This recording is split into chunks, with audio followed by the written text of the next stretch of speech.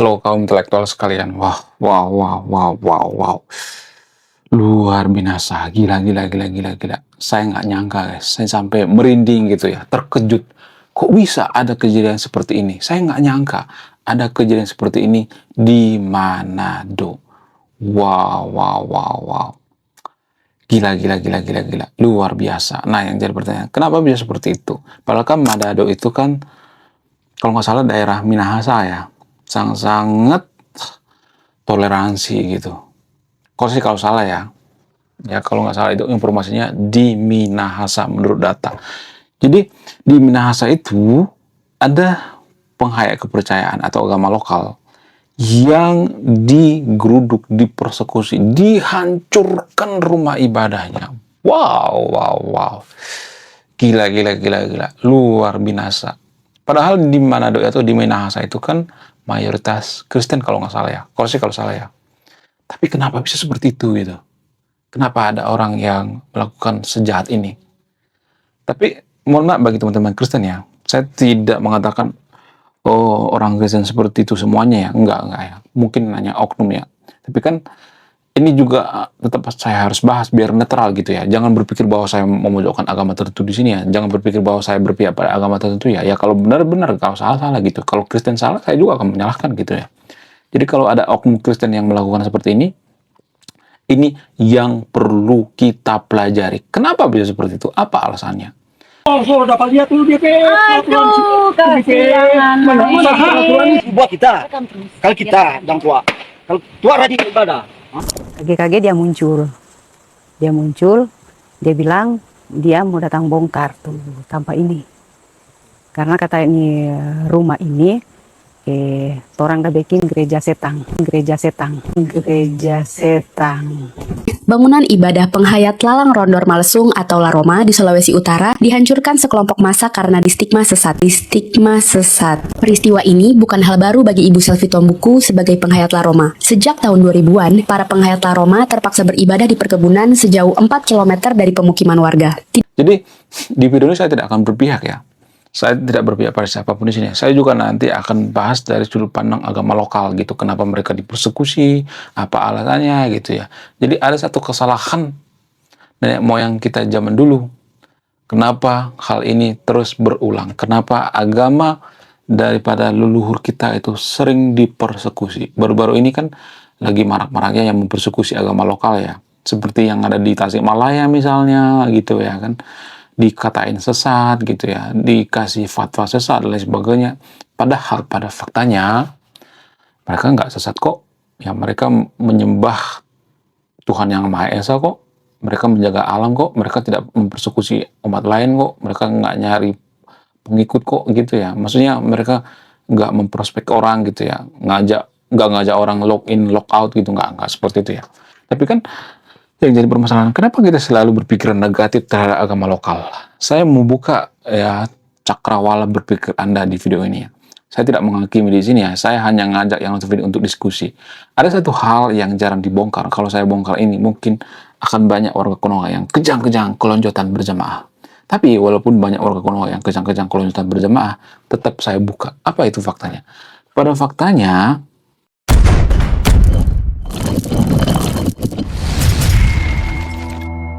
ada banyak orang yang salah menafsirkan ya. Saya menyebutnya dengan oknum ya. Ada banyak orang yang salah menafsirkan definisi daripada menyembah berhala. Menyembah berhala ini kan sebenarnya diharamkan atau dilarang oleh seorang tokoh yang sangat populer dalam agama Abrahamik atau agama Samawi bernama Abraham. Nah dari situ tuh ya. Kisahnya kalau nggak salah itu, bapaknya itu pemuja dewa dan dewi bikin patung lalu dia menghancurkan patung tersebut ya, sehingga semenjak saat itu dia mengharamkan yang namanya patung. Nah dari situ tuh awalnya ya. Nah yang jadi pertanyaan, apakah tindakan ini benar atau tidak?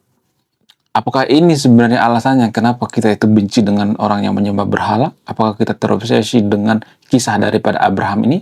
Saya tidak mengatakan semua ya, tapi kalau kita berpikir rasional gitu ya, kalau kita mau introspeksi diri, kita akan melihat gitu ya, kenapa ini berhubungan gitu ya. disclaimer on ya, saya tidak mengatakan semua orang Kristen seperti itu, tapi kisah ini kan bisa saja memprakarsai gitu ya, mempengaruhi gitu ya, ada korelasinya gitu.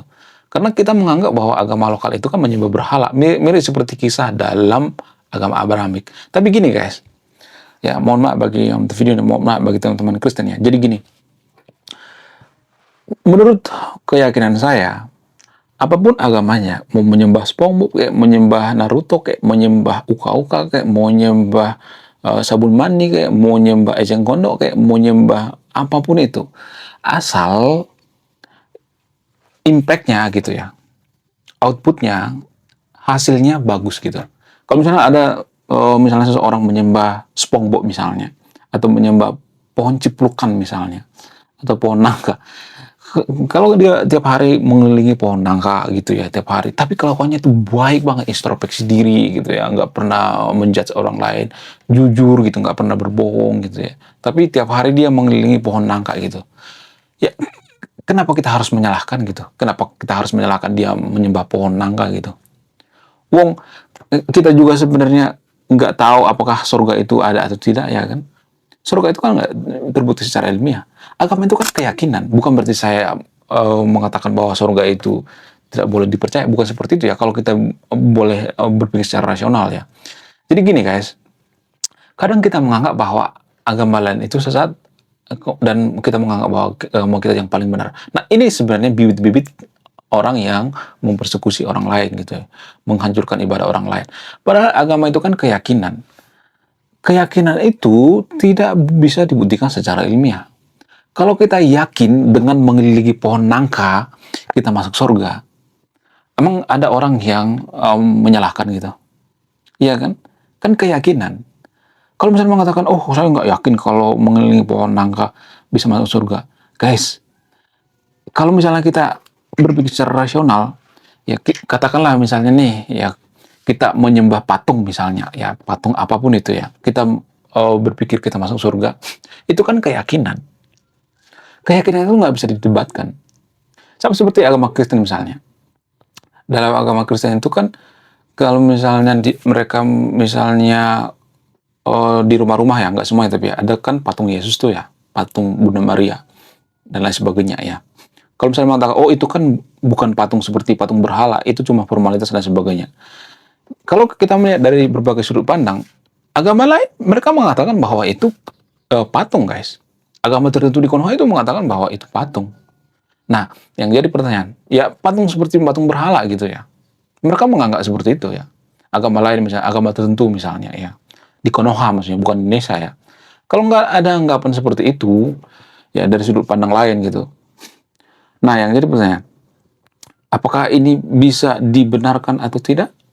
Ya sah-sah aja gitu kalau ada agama lain menganggap bahwa itu sebenarnya salah gitu ya kan, sah-sah aja gitu ya kan, agama itu kan keyakinan. Kalau kita meyakini bahwa dengan mengelilingi pohon nangka kita masuk surga, ya udah gitu ya. Tapi kalau misalnya ada yang mengatakan, oh itu kan nggak masuk surga, padahal ada juga seseorang yang mengelilingi ayam di atas kepalanya gitu ya, ada gitu guys tradisi seperti itu. Tradisi Yahudi kalau nggak salah ya, mengelilingi ayam di kepalanya gitu, lalu dia berpikir dosanya terhapus gitu ya, kemudian dia dengan bergereja dosanya terhapus gitu ya. Kan kalau dari sudut pandang orang lain kan berpikir, ah masa sih cuma berdoa aja dosa kehapus gitu, kayak udah kayak papan tulis aja hapus gitu kan, ada yang mengatakan seperti itu kan, namanya keyakinan. Ini sama halnya dengan orang yang mengelilingi pohon nangka, sama kan keyakinan kan nggak bisa buktikan secara ilmiah. Gimana kita membuktikan bahwa keyakinan itu terbukti secara ilmiah gitu? Gimana kita caranya membuktikan? Gak ada, gak bisa dibuktikan. Ya kan, bayangkan ayam nih diputar-putar di kepalanya sampai oyong itu ayamnya. Lalu dia berharap dosanya kehapus gitu. Kemudian ada orang yang pergi ke surga gitu. Bukan ke surga, ke gereja gitu ya. Berdoa dosanya kehapus. Itu kan keyakinan. Keyakinan itu nggak bisa dibuktikan secara ilmiah. Kalau gue yakin, yakin aja gitu. Keyakinan itu nggak bisa dibuktikan. Keimanan itu nggak bisa membuktikan gitu ya. Nggak bisa dibuktikan secara ilmiah. Wong, mohon maaf dengan videonya. Wong, nah, surga dan neraka juga nggak bisa dibuktikan secara ilmiah.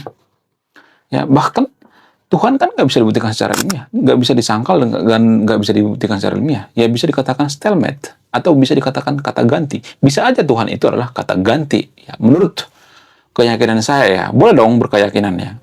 Namanya keyakinan ya kan. Menurut keyakinan saya, Tuhan itu kan bisa aja kata ganti dari ketidaktahuan kita.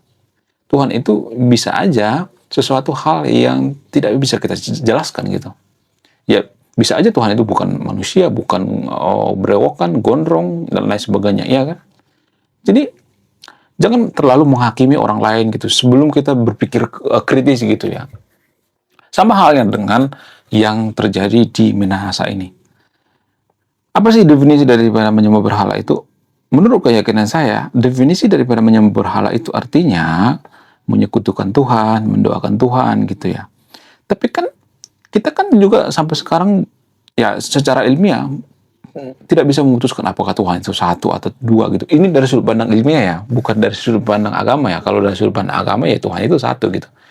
Ya kita kan belum bisa memutuskan apakah Tuhan itu satu, apakah Tuhan itu 1,5, apakah Tuhan itu dua. Kita kan belum bisa membuktikan secara ilmiah ya. Bukan berarti saya ngajak yang nonton video untuk tidak beragama, bukan ya, disclaimer on-nya. Saya ngajak yang nonton video untuk berdiskusi gitu.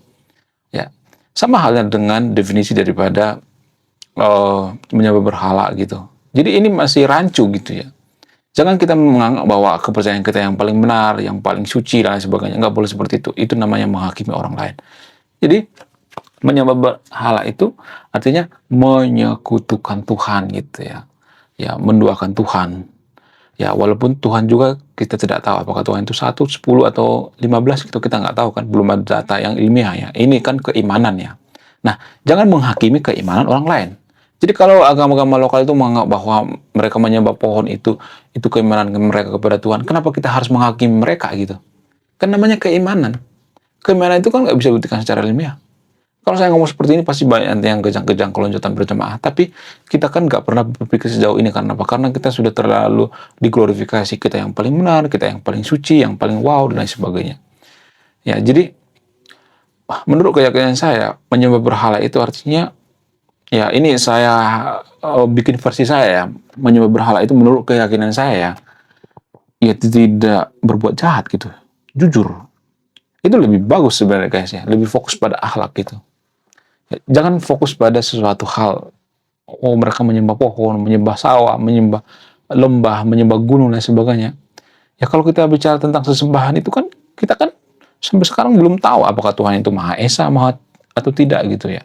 Karena tidak bisa dibuktikan secara ilmiah. Karena keimanan itu nggak bisa dibuktikan secara ilmiah. Lalu kenapa kita menghakimi keimanan orang lain ya kan? Ya nggak sih? Saya cuma bertanya sama yang video ini. Saya tidak akan memberikan keputusan. Silakan simpulkan sendiri. Jadi kejadian-kejadian yang ada di Minahasa ini semoga tidak terulang kembali ya. Karena oknumnya itu adalah orang Kristen. Jadi apakah yang dipengaruhi oleh kisah daripada Abraham gitu? Bagaimana fakta yang sebenarnya? Jadi mohon maaf bagi teman-teman Kristen ya. Saya tidak memojokkan agama Kristen di sini ya. Mohon maaf sebesar-besarnya. Karena tujuan saya itu supaya kita itu kembali normal kembali gitu ya. Jangan terlalu mengglorifikasi agama saya yang paling benar, agama saya yang paling suci. Ya. Karena susah banget ya berurusan dengan orang yang berlebihan dalam beragama. Saya dulu punya pacar orang yang berlebihan dalam beragama. Mantan pacar lebih tepatnya. Susah banget ya. Ya kebetulan istri saya sekarang ini nggak terlalu berlebihan dalam beragama. Biasa aja gitu ya. Bahkan dia mengatakan ibadah saya itu adalah pekerjaan saya. Kebetulan istri saya itu anak kesehatan ya. Ya mantan saya juga ya rata-rata mantan saya itu anak kesehatan ya. Mantan saya itu bidan. Nah walaupun dia bidan harusnya kan berpikir rasional ya. Tapi susah banget berurusan dengan orang yang berlebihan dalam beragama. Bahkan dia kadang-kadang berlebihan banget gitu ya, menganggap agama yang paling benar, menganggap bahwa aliran yang paling benar, menganggap bahwa sesembahan orang lain sesat dan lain sebagainya. Ini sangat-sangat ini ya, sangat-sangat luar biasa menurut saya pribadi. Bahkan kita disuruh seperti yang dia pengen gitu ya. Kita kan masih pacaran tuh ya, tapi disuruh ya, kamu ibadah ya. Kalau kamu nggak ibadah nanti bla bla bla gitu ya. Kamu harus melakukan ritual ibadah ya. Fotoin ya. Nggak enak banget. Ya. Sungguh nggak enak banget. Lebih baik ya, saya tidak nyuruh yang sebenarnya. Lebih baik ya seperti orang-orang di negara maju gitu ya, nggak mengurusi keimanan orang lain. Fokus ya bekerja gitu, fokus berkarya gitu. Itu lebih bagus ya. Kalau mereka menyembah pohon ciprukan kayak menyembah pohon nangka kayak apa urusan ya kan? Ya, jangan menghakimi gitu ya.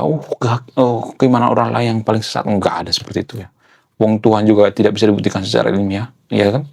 Saya tidak asal mangkat di video ini ya. Kalau misalnya ada yang mengatakan, oh Tuhan bisa dibuktikan secara ilmiah kok, ya mana datanya?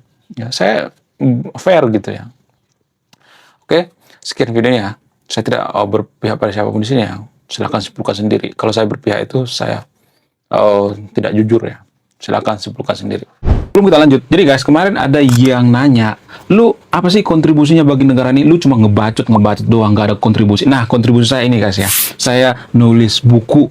Riset saya ini bertahun-tahun guys, kurang lebih 5 tahun. Jadi biaya yang saya keluarkan untuk riset buku ini puluhan juta. Namun, saya jual buku ini di bawah 100.000. Gambaran daripada buku ini tentang sisi gelap daripada pemuka agama yang ada di Konoha. Bercerita tentang culture, sisi-sisi gelap politisi, ya, dan lain sebagainya. Oke guys, sekian video. Terima kasih sudah memahami. Saya kaum intelektual, salam rasional.